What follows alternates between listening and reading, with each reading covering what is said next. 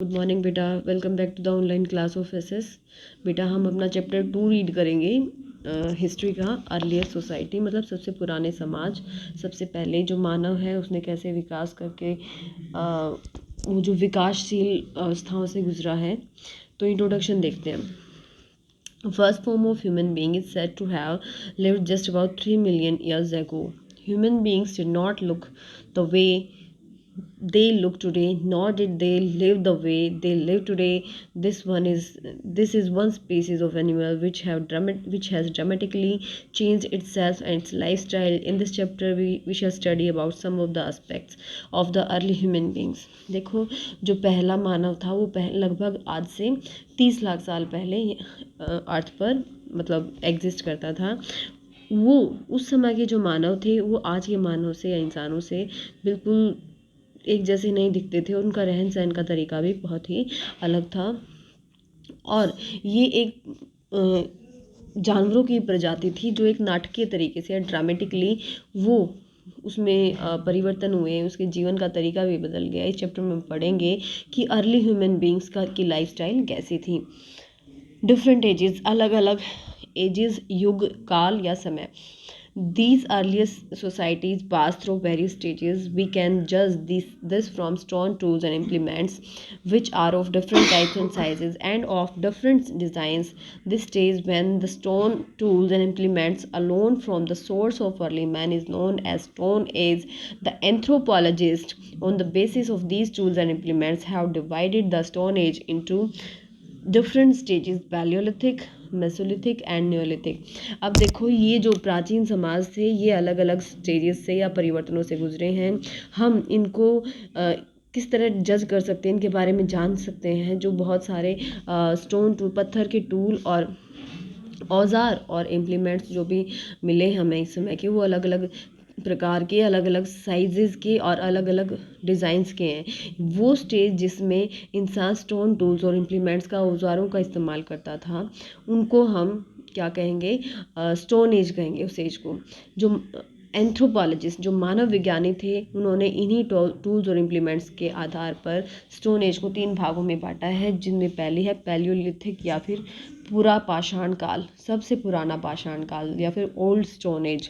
The period of evolution of man when he started living together with his fellow being, attend the art of speaking, started making tools from stones for his use is called Paleolithic period. He started the search for food by hunting animals and gathering fruits. In short, he started a wanderer's life. This period extends roughly from 2 million years ago to about 12,000 years ago. The period covers about 99% of human history. देखो, पूरा पाषाण काल या फिर old stone age, ये एक change का या फिर बदलाव का या विकास का समय था, जिसमें इंसान ने अपने साथी लोगों के साथ रहना सीखा, बोलना सीखा, औजार बनाने सीखे। उसने खाने की तलाश करनी सीखी, जानवरों का शिकार किया, फलों को इकट्ठा किया। शॉर्ट में हम ये कह सकते हैं कि वो एक घुमक्कड़ आदमी का जीवन जीता था। इस पीरियड में लगभग 2 मिलियन ईयर्स एगो से लेकर 12,000 ईयर्स एगो तक का जो टाइम है, लगभग 20 लाख साल हम कह सकते हैं। 20 लाख साल से लेकर 12,000 साल पहले तक का टाइम, लगभग मानव इतिहास का जो 99% हिस्ट्री है वो ये कवर करता है। सेकंड है मेसोलिथिक, मध्य पाषाण काल या मिडिल स्टोन एज।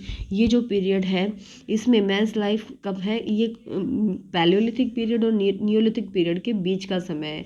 लगभग 12,000 ईयर्स से लेकर 10,000 ईयर एगो तक का टाइम इसमें इंक्लूड करते हैं। और इसमें people saw many environmental changes, इस समय में हमने बहुत सारे चेंजेस देखे पर्यावरण में। During this period man started making highly developed tools, use of bronze and ivory was in vogue, and various kind of tools were made during this period. He learned the art of growing food. This was however beginning of agriculture.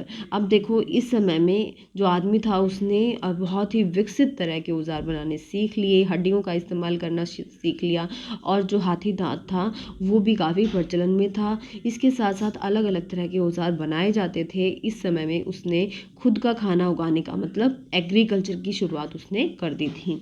Neolithic या फिर new stone age, ये जो period है लगभग 10,000 years पहले शुरू हुआ था. This was the period by a very slow process. Since the mesolithic period man had taken to agriculture. He change his habits from food gathering to food producing. He gave up the nomadic life and took to a settled life. अब देखो ये वो समय था जब वो धीरे धीरे उसमें विकास हो रहा था. मेसोलिथिक पीरियड की बजाय उसने क्या किया, बहुत सारा विकास किया उसने. वो खाना पहले इकट्ठा करता था लेकिन अब उसने खाना उगाना सीख लिया. अब धीरे धीरे उसने जो नोमैडिक लाइफ थी, जो एक घुमक्कड़ जीवन था, वो छोड़ दिया और वो एक जगह बस गया. He improved his stone tools into fine sharp edged and polished weapons. He began to domesticate animals for his food instead of hunting them. अब उसने उसके जो पत्थर के औजार थे उसको बहुत इम्प्रूव किया. अब वो बहुत ही अच्छे नुकीले धार वाले और पॉलिश्ड हथियार होते थे. उसने जानवरों को पालना शुरू कर दिया. पहले उनको हंट करता था लेकिन अब उनको वो पाल रहा था. जूनो में देखो, अब तक का जो सबसे ओल्डेस्ट एविडेंस मिला है लाइफ का अर्थ पर, odd shaped rock like mounds in Australia. These mounds are actually fossils created by microbes around 3.4 billion years ago. अब देखो ये ऑस्ट्रेलिया का जो एक पुराना रॉक चट्टानों का टीला था जहाँ पर ये लाइफ के सबसे पुराने जीवन के अवशेष या फिर हमें एविडेंस सबूत मिले हैं, जिनसे पता चलता है कि लगभग 3.4 बिलियन कहेंगे बेटा, बिलियन ईयर्स एगो भी लाइफ यहाँ पर एग्जिस्ट करती थी. और ये जो माउंट्स हैं ये फॉसिल्स हैं, अवशेष हैं, जिनको माइक्रोब्स ने या फिर रोगाणुओं ने क्रिएट किया है. पैलियोलिथिक और ओल्ड स्टोन एज देखो, लगभग 2 मिलियन ईयर्स एगो पैलियोलिथिक से बना है. पैलियोलिथ मतलब, पैलियो का मतलब होता है पुराना, लिथ का मतलब होता है stone. The chief feature characteristic, मुख्य विशेषताएं क्या हैं. जो primitive man was only a little better than wild animals. He only The only difference was that while man walked on one feet used and animals walked on four. अब देखो इस समय का जो आदमी था वो जानवरों से थोड़ा अच्छा था, ठीक है. सबसे मुख्य उसमें अंतर ये था कि जो जानवर थे वो 4 पैरों पर चलते थे जबकि वो 2 पैरों पर चलता था. फूड गैदरर था, खाना इकट्ठा करता था. In this state man was a nomad food gatherer. He didn't stay at one place. अब देखो यहाँ पर आदमी नोमैड था, घुमंतू था, एक घूमता रहता था कभी कहीं और खाना इकट्ठा करता था. एक जगह कभी नहीं रुकता था. वो एक जगह से दूसरी जगह सर्च ऑफ फूड, खाने की तलाश में घूमता रहता था. उसको हंटर या गैदरर, शिकारी या फिर खाना इकट्ठा करने वाला कहा जाता था. क्योंकि वो जानवरों को मारता था एंड एट रॉ मीट और कच्चा मांस खाता था. He moved in groups and used to eat roots of plants, wild fruit, nuts, seeds etcetera that grew naturally as he did not know how to grow food. अब देखो वो groups में घूमता था और पौधों की जड़ें खाता था, जंगली फल, नट्स, सीड्स, बीज खा जाता था जो अपने आप उगते थे क्योंकि उसको खाना उगाना नहीं आता था. When the food used to finish at a particular place, he used to move to another place. जब एक जगह खाना खत्म हो जाता था तो दूसरी जगह चला जाता था. क्लॉथिंग, कपड़े. He used to cover his body with the leaves or bark of trees and skin of animals in cold weather. कपड़े कैसे थे कि वो ठंडे मौसम में वो पेड़ों की पत्तियों से या पेड़ों की छाल से या फिर एनिमल्स की स्किन से अपने बदन को या शरीर को ढकता था.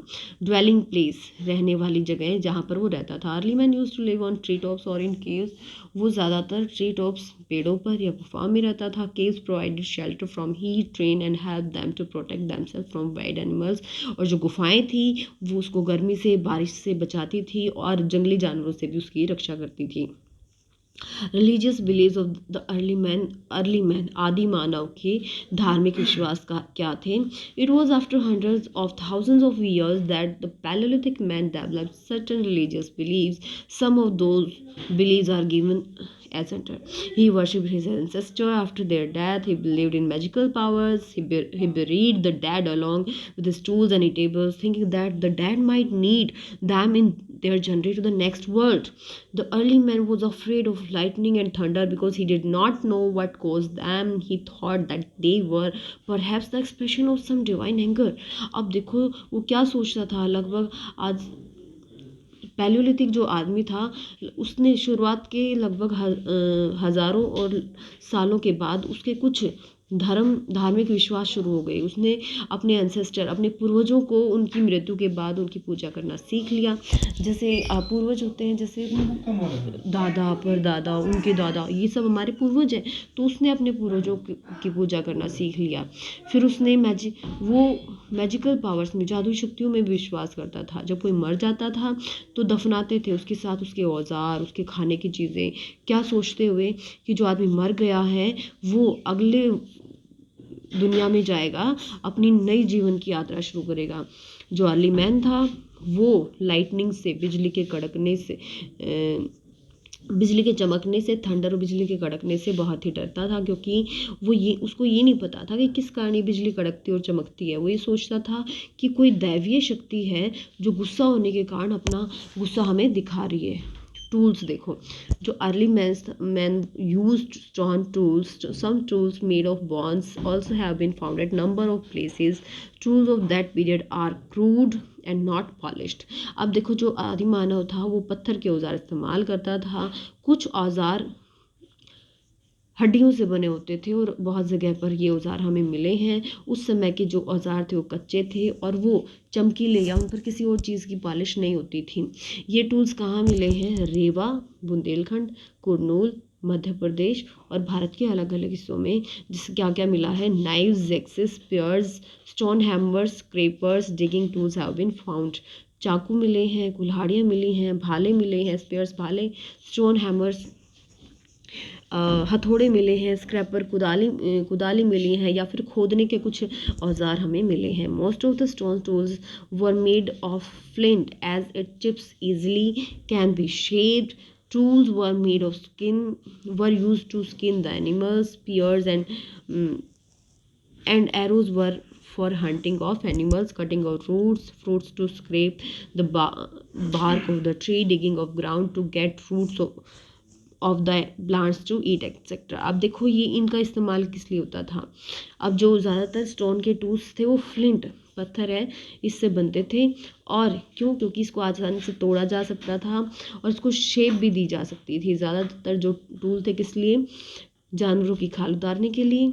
स्पीयर्स और भालों और तीरों का इस्तेमाल किया जाता था जानवरों के शिकार के लिए, जड़ों को काटने के लिए, फ्रूट्स को तोड़ने के लिए, पेड़ों की छाल को कुरेदने के लिए, ग्राउंड को खोदने के लिए, और प्लांट्स की रूट्स को भी निकालने के लिए, ताकि उसको खाया जा सके। तो देखो बेटा इतना काफ़ी हो गया है, आज हम इतना ही पढ़ेंगे। इसको अच्छे से रीड करें और डाउट्स को डाउट सेशन में क्लियर करें। सो बेटा keep studying and have a nice day.